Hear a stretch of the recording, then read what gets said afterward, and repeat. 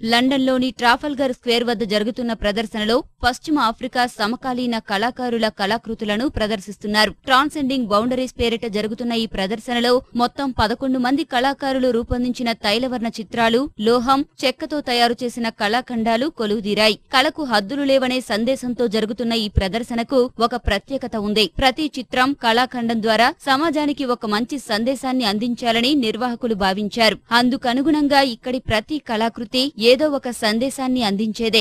Nigeria కళాకారుడు ఒడోగు తయారు చేసిన ఆడమండీవ్ మహిళలు, పురుషులు ఇద్దరూ సమానం, వారిద్దరూ కలిసి ఒక్కటిగా కొనసాగితేనే జీవితం బాగుంటుందనే సందేశాన్నిస్తోంది.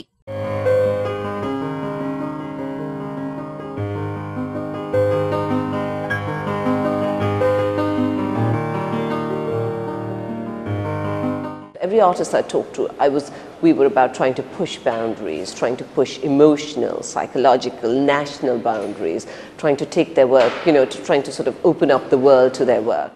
ఛాయాచిత్రాలను ప్రతిబింబించేలా ప్రకాశవంతమైన రంగులు ఉపయోగించి లాగోస్ కళాకారుడు ఆబియోడన్ వేసిన పెయింటింగ్స్ కళా ప్రపంచంలో అతనికి ప్రత్యేక స్థానాన్ని కల్పించాయి. నైజీరియా కళాకారుడు బెన్ ఓసాగే పూర్ పీపుల్ బ్యాంక్ పేరుతో హృద్యమైన చిత్రాలు ఇక్కడ కొలువుతీరాయి. పశ్చిమ ఆఫ్రికా సంస్కృతి ప్రతిబింబించే ఎడోసా పెయింటింగ్లు ఇక్కడ మరో ఆకర్షణ.